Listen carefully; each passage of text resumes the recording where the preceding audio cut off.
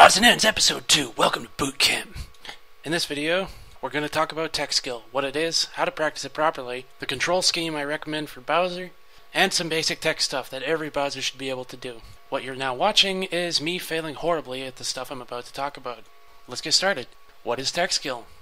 Simply put, tech skill is the ability to make your character do exactly what you want him to do at any point in time without having to think about it. This can mean anything from short hopping, to wave shines, to pivot stuff, to frame-perfect autocancels. Whether you play Fox or Bowser, it's the same thing, just making your character an extension of your body. As mentioned in the previous video, Bowser actually has a lot of stuff to practice, and most people will not appreciate its difficulty. So, how do you practice tech skill? First, in my opinion, the single most important thing is to focus on one thing at a time. Ideally, you prioritize so that the one thing you're practicing is either super important or it's something that happens to be making you lose. But as long as you're specifically improving at one thing, it doesn't matter that much which. I strongly recommend getting very good at everything in this video before moving on to the fancier stuff in the next one. When one particular action becomes too easy for you, feel free to make it part of a routine or a drill.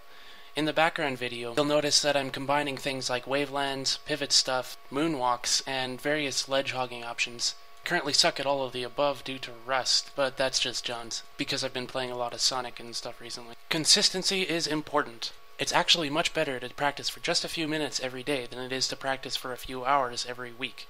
I failed at that recently, and you can see me paying the price here. Dealing with nerves. This is something I never used to struggle with in Supreme Commander days, because pretty much every game I played was against someone that I really badly wanted to impress. I've been failing at this recently too, but the Omni Games recently put out a video that addresses this topic excellently, and I strongly recommend it. Link is here in an annotation and in the comments. Another important thing is to practice while distracted. In tournament, you don't have the luxury of focusing on your character to make sure you're executing everything properly, but it can be tough to emulate this environment at home. A couple things you can do are to carry on a conversation with a roommate or a family member, listen to an audiobook, or solve simple math problems while you're grinding your tech skill. And you'll find your performance while you're doing this to actually be more reflective of how you'll do in tournament, than if you're just sitting there focused entirely on your character. How to get the most from your practice. Tiny bit of background here, most of this stuff is directly from the Little One, also known as TLO or Dario Wunsch, a professional StarCraft 2 player from Germany, who I used to play a lot of Supreme Commander with and is still a good friend of mine. Stuff I'm about to cover may not seem particularly relevant to you, but will, I promise, save an awful lot of practice time for you in the long term. Not only does this theoretically let you improve faster, but you can do it with a smaller time investment, therefore letting you do more productive or fun stuff during your day. First, nutrition. Complex carbs and proteins are great, as are vegetables and fiber. Ideally, both when you're practicing and when you're at tournament, you want your blood sugar to be as stable as possible, so that your play isn't affected by your energy level. It's also super important to stay hydrated. The second most important thing to take to any tournament other than your controller is a water bottle, period. Nothing will make you sluggish or lazy as quickly as being dehydrated. Second on the big list after nutrition is exercise. This medical miracle will not only improve your mood and your sex life, but it'll help you stay more focused during practice and in tournament, and also in tournament, it'll help you build resilience against tilting by maintaining your overall self-awareness and self-control. Third on the big health list after exercise is getting enough sleep. Not much needs to be said here except that getting enough sleep makes you literally better at everything. If you practice while you're tired or sleepy, you will inevitably find yourself getting sloppy, building bad habits in general, and not actually improving at much of anything because your focus is not all there. Fourth on the big health list is meditation. This may come as a bit of a surprise, but the benefits for health, willpower, and focus are extremely well documented. Its effects on the brain are similar to exercise. You spend just 5 minutes a day sitting quietly, doing your best to focus on your breath, and when your focus wanders, grabbing it back and focusing it back on your breath as many times as necessary, within a few weeks you'll almost certainly find that you're overall happier, less anxious, better focused, and generally a better version of yourself in all respects. I know there's kind of a lot of kooky voodoo bullshit that often surrounds the practice of meditation in the popular culture. You're pretty safe ignoring all of that. Anyway, in summary of that little sermon, if you focus on the quality over the quantity of your practice, just by doing the previous 4 things, I promise you'll get more out of it, and improve in a more time-efficient manner. Each of these health habits complements the others, and actually makes each of the others easier to do. Once you get started with one little habit, it's all downhill from there. And now, notes on practicing Smash Bros. Specifically, and Bowser in particular. When you're playing friendlies with your friends, or your frenemies, or your personal Gary Oak, or whoever, here's a couple points on how to play to learn. First, most importantly, focus on adding or removing exactly one habit at a time. If you're rolling too much and you know it, your game plan shouldn't be to win. It should be replacing every single roll with something like a dash dance or wave dashing backwards. If you're dropping a lot of combos or edge guards, then your focus might be entirely on fixing your punish game, making sure you capitalize as hard as possible on every single hit you get. Similar to this stuff, after you've pounded out some tech in single player, and you want to start incorporating it into your game against real opponents, your entire focus in friendlies should be incorporating that tech and using it as much as possible, even overusing it. You just learned to wave dash or wave land, do it as much as possible. Learn when it works, learn when it doesn't work. If you're using it in all the wrong situations, that's fine, you can prune it later. For now, your focus is getting as much mileage out of that one technique as you can. If you're new to Smash Bros. And you're not sure what to practice, and you haven't quite done a lot of the single player stuff yet, and you're playing friendlies, then I suggest the following 3 things in whatever order you like. First, stay grounded as much as you can. Avoid jumping. When you feel like you want to jump, just adjust your grounded positioning instead by a wave dash if you're able to do that, or by simply running around. Second, keep your eyes on your opponent's character as much as possible. If you have to look at your own character, do so out of the corner of your eye. This simple physical habit keeps you in the mindset of playing to your opponent, rather than simply autopiloting, doing stuff, and hoping it works. Every single good player in the world does this, and it's never too early to start. Third, focus on playing for stage position rather than always going in to hit your opponent. To quote Mahone, quoting Mango, quoting Gimpy Fish, you don't have to go to him if you don't want him. Bowser is a character that wins by being patient, not by being aggressive, and you'll grow immensely as a player when you learn when it's time to cool your jets and when it's time to pounce. Alright, before we get on to the actual tech stuff, first a couple notes on control scheme, and kind of a result of that, how to properly hold your hands. As far as controls go, do what works. Controls should not ultimately be a huge deal, with the possible exception of C-stick attack. This is of course my personal setup, and my personal setup for Bowser specifically, so your mileage may vary for any particular item. I now use the same controls for every character, they're optimized for Bowser, but if I can change something that doesn't affect Bowser very much, that allows me to play a secondary much more effectively, then I'll do that. I've experimented with a ton of control schemes, and it's not actually nearly as difficult to transition to a new scheme as most people seem to suspect. The scheme itself is fairly simple. As mentioned previously, I have C-stick set to attack. This lets me relatively consistently do forward tilts and jabs out of pivots, as well as doing them very quickly out of crouch. Doing up smash and down smash is still possible with the C-stick. The only thing that is lost is the ability to F smash with the C-stick, and Bowser's F smash is garbage anyway. Tap jump is of course on. I think this is completely essential for playing Bowser because of up B out of shield. Not much more needs to be said about that.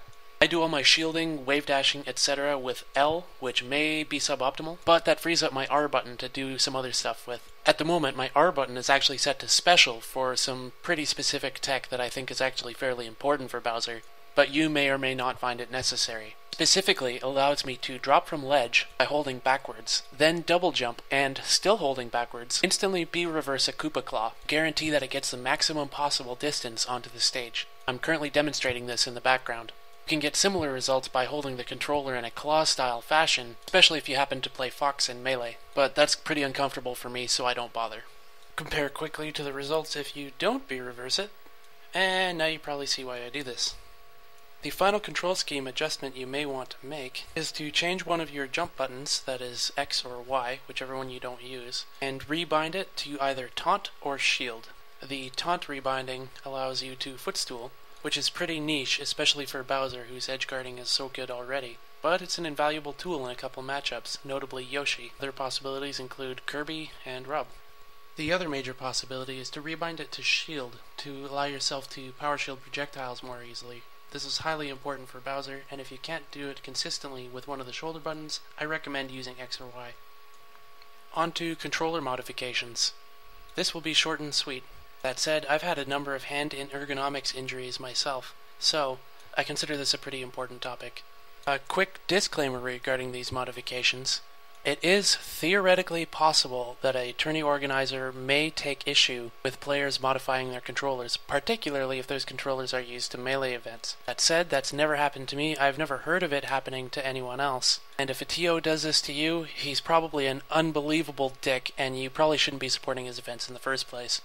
There have been quite a number of Melee players recently who've had injuries related to Smash Bros, and to my knowledge this is usually in one of the index fingers. These are the ones you use for the trigger buttons. So, I personally play without the springs in the triggers. This requires only a tri-wing screwdriver, which costs about $1 on eBay. I find this helps my index fingers hurt significantly less, and it also helps me power shield stuff. There is a downside insofar as you can't L-cancel using the soft press of the trigger, which may lead to you missing some techs, but I think it's a worthwhile trade-off. If you're disinclined to take apart your controller, that's fine too. Do whatever works for you. Alright, with that context in mind, let's actually look at Bowser's tech. I'm going to go through this stuff point by point, explain what the tech is, why I think it's useful, and whether or not it's worth practicing. This section will consume the rest of this video and probably the entire next one, so get comfy. Tech to practice in single player. Number 1. IASA. Get used to it. These letters stand for interruptible as soon as. When you're looking at frame data, this number indicates how early you can cancel the attack into something else, such as another attack or a dash, or for aerial attacks, a Waveland, a flame cancel, or another aerial. Most of Bowser's attacks are cancelable before the animation is finished. It's important to get comfortable with canceling out of all your animations as soon as possible. Similar to this is auto-canceling, which means that rather than canceling an aerial into a move, you're able to simply land after enough of the animation is finished, and you won't actually suffer any ending lag. To demonstrate IASA, you can now see me doing full hop, forward aerial, followed by a fast fall, double jump, and then another forward aerial into a Waveland. In this sequence of moves, the double jump cancels the animation of the first forward aerial, and the air dodge to Waveland cancels the animation of the second. Now I'm going to show an example of auto-canceling, followed by an integrated example using both IASA and Autocancel. As you can now see, when I full hop onto a platform while inputting either a forward or a neutral aerial just as I leave the ground, I'm able to act almost instantly after landing on the platform.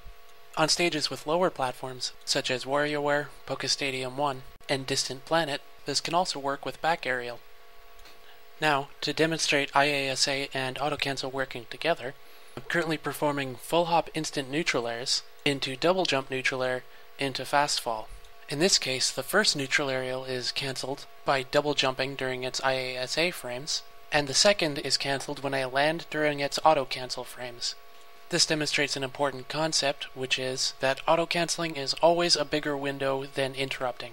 I can't, for example, full hop instant neutral air into wave landing on a platform because not enough of the animation has yet completed in order for me to interrupt it. Even though that's the case, I can auto-cancel it, and thus I try to as often as possible. I hope that was a fairly clear explanation of both terms. If not, please feel free to look them up on the Smash Bros. Wiki. Also, if you're extremely new to Smash Bros. And you don't know what L-canceling is, I suggest you look that up as well. Alright, thanks for practicing single player number 2, dash dancing. This simply means moving your character back and forth across the stage, or within a small area, by repeatedly moving left or right in your character's initial dash animation. Bowser's initial dash animation is a bunny-like hop. He kicks off the ground exactly once in the direction that you're going, and that's it. Options available to you out of your dash include your dash grab, dash attack, a jump, and anything you can do out of a jump, such as a wave dash or a jump cancelled grab. You can also up B, up smash, or shield. With a considerable amount of effort and practice, you can eventually pivot jab and ftilt out of this, which we'll cover a bit later. In terms of practicing this, you should be able to consistently dash dance across any stage, with or without juking in the other direction, be able to dodge out of the way of telegraphed attacks, and in general be aware of what your options are out of a dash. In order to dash, simply flick the stick left or right. That's it. If you flick the stick in the direction opposite the way you're already running, and Bowser enters into a slow turnaround animation, that means you were no longer in your initial dash animation at the point that you attempted to turn around. This is exactly what you want to avoid during dash dancing, but it is useful for something called RAR, which we'll cover later. Number 3, crouch running. In this section, I'm also going to cover various attack options you have out of your crouch. First, let's distinguish between your run and your initial dash. Bowser's running animation is pretty weird. It looks like he's a train or something, and that he's literally chewing the scenery. Compared to the initial dash animation, his body's much lower to the ground. It should be pretty easy for you to tell the difference. Your options out of running are very similar to out of your initial dash animation, with the exceptions of one important thing you can't do that you can do in the initial dash animation, and one thing that you can do which is not possible in the initial dash. First, as previously mentioned, you lose the option to quickly turn around. This means that once you enter your full run animation, dash dancing is no longer possible. At least, not without some kind of workaround. We'll come back to this. The new option available to you is that you can now crouch out of this animation, whereas you could not crouch out of the initial dash. When you crouch, it opens up a lot of your standing options, such as jab, ftilt, f-smash, and down tilt. By far the most important of these, in order, are jab, down tilt, and then f-tilt. One of the biggest reasons I rebind my C-stick to attack, as mentioned earlier in the control section, is so that I can instantly jab and f-tilt out of a crouch without having to worry about accidentally dash attacking. I simply hold my stick forward quickly, then as soon as Bowser enters his run animation, I hold down and then flick forward or backward on the C-stick. The forward input on the C-stick f-tilts and the backward input jabs. Very simple. If you're not using my recommended control setup, you may find it very difficult to quickly jab or f-tilt out of a crouch. I can't help you there. Now, as for crouch running itself, this is actually the workaround that allows you to simulate dash dancing even after the initial dash animation is over. As you can see in the video, I'm simply holding forward again to initiate the run, crouching, and then quickly doing the same thing in reverse. Note that after you've crouched, you can begin dash dancing again, or simply continue crouch running. Once you've become proficient with both dash dancing and crouch running, try to mix them up in smaller and smaller areas. While you'll never have to do that in a real game, it will get you more comfortable with the inputs for both. So I consider this a useful drill. Number 3. Spacing. While this may not ordinarily be considered a technical skill, knowing the exact spacing of every one of your moves is extremely important. If you know your spacing much better than your opponent does, then you'll almost certainly be able to catch him with his pants down as he underestimates one or more of your moves. To practice this stuff, go into training mode, whatever your computer you're against doesn't really matter, and go through your moveset one move at a time. Try to make each move hit with only the absolute tip of its hitbox. Once you can do this consistently with F-tilt, jab, down tilt, forward air, and perhaps one or two of Bowser's other moves, try doing the same after setting the computer to walk or run. Also, try doing the same things out of your own run, such as by using the crouch dashing techniques to jab, F-tilt, and down tilt explained earlier. Just from doing these simple exercises, you should be able to get a pretty good understanding of what Bowser's major spacing moves are useful for, and at what spacings. Number 5. Movement to the ledge. Bowser has a ton of ways to do this, but in my opinion, there are 3 that are far more important than the rest. First, fortress hogging. This is when you use your up B to grab the ledge from the stage. Easiest way to do this is to simply run at the ledge full tilt, up B when you're right next to it, and let yourself fall over. You can also do it from further away, but you'll need to gently hold toward the stage after you fall off. Otherwise, you'll fall to your death. If you're facing towards the stage at the time you up B, the range of your fortress hog is effectively increased, and you can do it from an extremely long distance away. Credit to Xanthier for discovering that you can reverse aerial rush into up B to achieve this effect. Second important means of getting to the ledge is grabbing the ledge with Koopa Claw. Due to subtle changes in the animation in 3.5, the Koopa Claw actually gives you a bit of a forward boost, and you can grab the edge from farther away than you ordinarily could by using this move. This is useful for sweet spotting against characters with long range, like Marth. The Koopa Claw technique is also useful when you're dropping from a platform and need to grab the ledge quickly, but you're facing the wrong way. Third, you can grab the ledge with down B. After you initiate a grounded down B, you can actually hold forward to extend the range that you jump. Using this move to grab edge from the stage is an extremely powerful edge guarding tool. It'll kill floaties who are attempting to come in high at 90 or even less %, and can also stuff a lot of sweet spotting attempts by characters who hang in the air a little bit near the ledge like Roy, Marth, and Rob. 6. Movement from the ledge.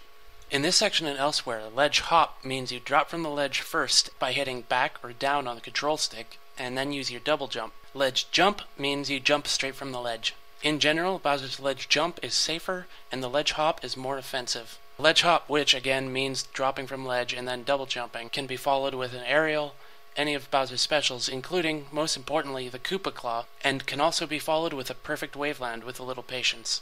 Bowser's ledge jump is pretty unique in that you can cancel out of it almost immediately with a Waveland or an aerial. If you hit jump while on the ledge and then Waveland straight down, you'll stand right on the edge extremely quickly. Ledge jumping and then wave landing at an angle forwards is probably the fastest and safest way to get back on stage.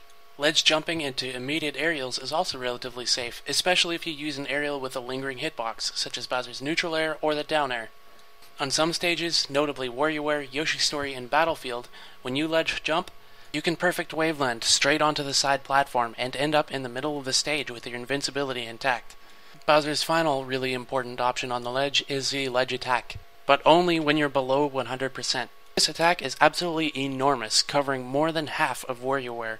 It also extends a good bit off stage and occupies the ledge for a long time. It tends to knock people backwards, especially when Bowser rolls backwards during the animation. This is an extremely safe edgeguarding tool, especially if you're not confident that you can sweet spot something like your back aerial. Number 7. Wavelands. This is the biggest thing that was added in 3.5 for Bowser, and absolutely nobody has fully mastered it yet. For a couple frames before Bowser lands from the air, or as he's moving up through a platform for a couple frames while his foot is sticking through it, you can waveland perfectly sideways. Due to the way landing detection works, this gives you a huge horizontal boost and can catapult you off of platforms or across the floor. If you're a beginner, don't bother with this. Instead, waveland at an angle by just air dodging down towards the stage or the platform at about 45 degrees. This lets you quickly get onto a platform or onto the stage and simultaneously subtly adjust your positioning for better spacing. Regular wavelands, that is, at an angle, are far more forgiving than perfect wavelands, and still extremely useful. For more advanced players looking for reference point in their drills, you can perfect waveland onto these platforms during frames 11 to 13 of your full hop. Middle platform of Lilat, Battlefield, Pokemon Stadium 2, and Smashville.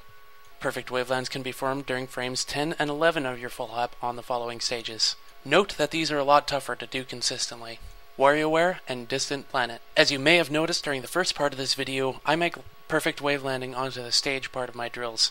I don't think this is nearly as important as doing it onto platforms, but it helps build muscle memory. I don't recommend anyone attempt perfect wavelanding on Yoshi's Story, Fountain of Dreams, the side platforms of Lilat, or Norfair. The way wavelanding timings are subtly adjusted due to these platforms' movement or angles make it extremely difficult to do consistently even in the lab, much less in tournament.